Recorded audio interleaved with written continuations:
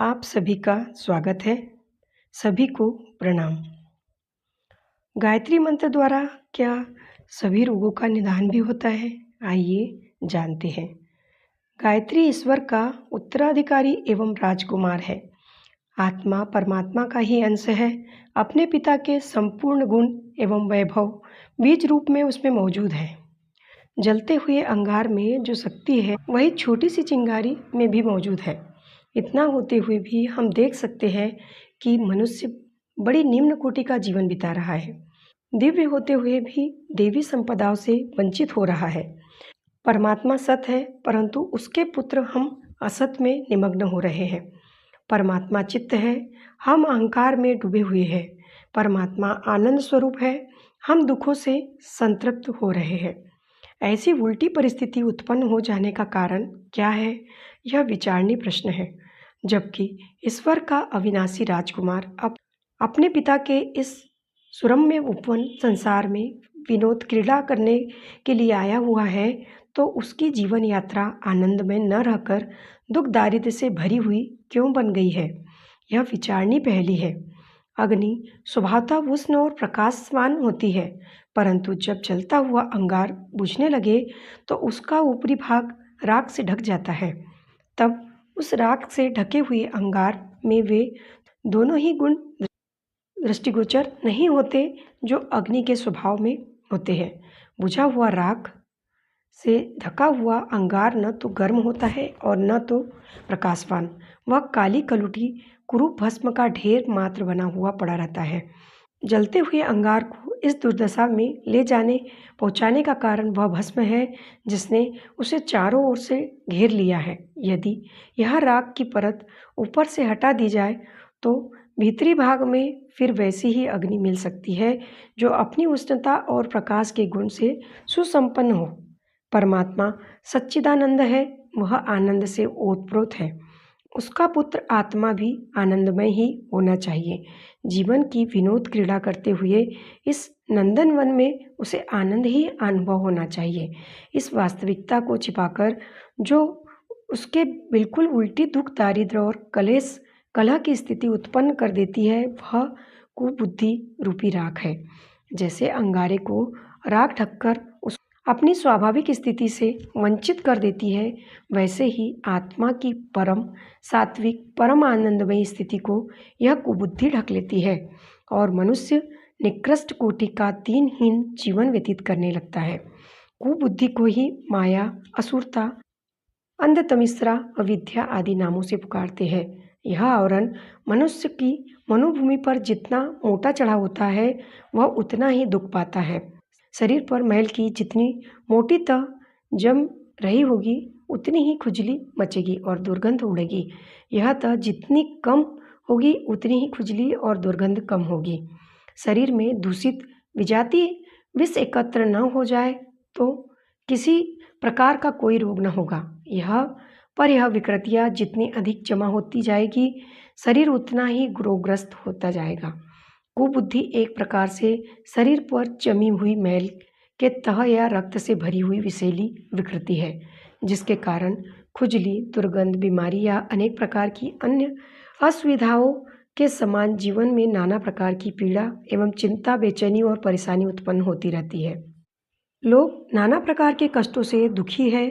कोई बीमारी से करा रहा है, कोई गरीबी से दुखी है, किसी का दाम्पत्य जीवन कष्टमय है, किसी को संतान की चिंता है, व्यापार में घाटा, उन्नति में अड़चन, असफलता की आशंका, मुकदमा, शत्रु के आक्रमण का भय, अन्याय से उत्पीड़न, मित्रों का विश्वासघात, दहेज की चिंता, प्रियजनों का विछोह आदि का दुख आए दिन दुखी बनाए रहता है। व्यक्तिगत जीवन की भांति धार्मिक, आर्थिक, सामाजिक, राजनीतिक एवं अंतर्राष्ट्रीय क्षेत्र में भी अशांति कम नहीं है। यदि कोई व्यक्ति अपने आप को बहुत संभाल कर रखे तो भी व्यापक बुराइयों एवं कुसंस्कारों के कारण उसकी शांति नष्ट हो जाती है और जीवन का आनंदमय उद्देश्य प्राप्त करने में बाधा पड़ती है। दुख चाहे व्यक्तिगत हो या सामूहिक, उसका कारण एक ही है और वह है कुबुद्धि। संसार में इतने प्रचुर परिमाण में सुख साधन बढ़े पड़े हैं कि इन खिलौनों से खेलते सारा जीवन हंसी खुशी में बीत सकता है। मनुष्य को ऐसा अमूल्य शरीर, मस्तिष्क एवं इंद्रिय समूह मिला हुआ है कि इसके द्वारा साधारण वस्तुओं एवं परिस्थितियों में भी इतना आनंद लिया जा सकता है कि स्वर्ग भी उसकी तुलना में तुच्छ सिद्ध होगा। इतना सब होते हुए भी लोग बेहतर दुखी है। जिंदगी में कोई रस नहीं। मौत के दिन पूरे करने के लिए जीवन बोझ की तरह काटा जा रहा है। मन में चिंता, बेबसी, भय, दीनता और बेचैनी की अग्नि दिन भर जलती रहती है, जिसके कारण पुराणों में वर्णित नारकीय यातनाओं जैसी व्यथाएं सहनी पड़ती है। यह संसार चित्र सा सुंदर है, इसमें कुरूपता का एक भी कण नहीं है। यह विश्व विनोदमयी क्रीड़ा का प्रांगण है, इसमें चिंता और भय के लिए कोई स्थान नहीं है। यह जीवन आनंद का निर्बाध निर्झर है, इसमें दुखी रहने का कोई कारण नहीं है। स्वर्गादपि गरीयसी, इस जन्मभूमि में वे सभी तत्व मौजूद है जो मानस की कली को खिलाते हैं। इस सुर दुर्लभ नर तन की रचना ऐसे सुंदर ढंग से हुई है कि साधारण वस्तु को वह अपने स्पर्श मात्र से ही सरस बना लेता है। परमात्मा का राजकुमार आत्मा इस संसार में क्रीड़ा कलोल करने आता है। उसे शरीर रूपी रथ, इंद्रियों रूपी सेवक, मस्तिष्क रूपी मंत्री देकर परमात्मा ने यहाँ इसलिए भेजा है कि इस नंदनवन जैसे संसार की शोभा को देखे, उसमें सर्वत्र बिखरी हुई सरलता का स्पर्श और आस्वादन करे। यदि इस महान उद्देश्य में बाधा उपस्थित करने वाली, स्वर्ग को नर्क बना देने वाली कोई वस्तु है तो वह केवल कुबुद्धि ही है। स्वस्थता हमारी स्वाभाविक स्थिति है, बीमारी अस्वाभाविक एवं अपनी भूल से पैदा हुई है। पशु पक्षी जो प्रकृति का स्वाभाविक अनुसरण करते हैं बीमार नहीं पड़ते, वे सदा स्वास्थ्य का सुख भोगते हैं। पर मनुष्य नाना प्रकार के मिथ्या आहार विहार द्वारा बीमारी को न्योता बुलाते हैं। यदि वह अपना आहार विहार प्रकृति के अनुकूल रखे तो कभी बीमार न पड़े। इसी प्रकार सद्बुद्धि स्वाभाविक है, यह ईश्वर प्रदत्त है, देवी है, जन्मजात है, जीवन संगिनी है। संसार में भेजते समय प्रभु हमें सद्बुद्धि रूपी कामधेनु भी देते हैं ताकि हमारे संपूर्ण सुख साधन जुटाती रहे। परंतु हम भूलवश, भ्रमवश, अज्ञानवश, मायाग्रस्त होकर सद्बुद्धि को त्याग कर कुबुद्धि को अपना लेते हैं और जैसे मिथ्याचरण से जैसे बीमारी न्योत बुलाई जाती है, वैसे ही मानसिक अव्यवस्था के कारण कुबुद्धि को आमंत्रित किया जाता है। यह पिशाचिनी जहाँ आई नहीं कि जीवन का सारा क्रम उल्टा नहीं, दोनों एक साथ रह नहीं सकती। जहाँ कुबुद्धि होगी वहाँ तो अशांति, चिंता, तृष्णा, नीचता, कायरता आदि की कष्टकारक स्थितियों का ही निवास होगा। गायत्री सद्बुद्धि ही है। इस महामंत्र में सद्बुद्धि के लिए ईश्वर से प्रार्थना की गई है।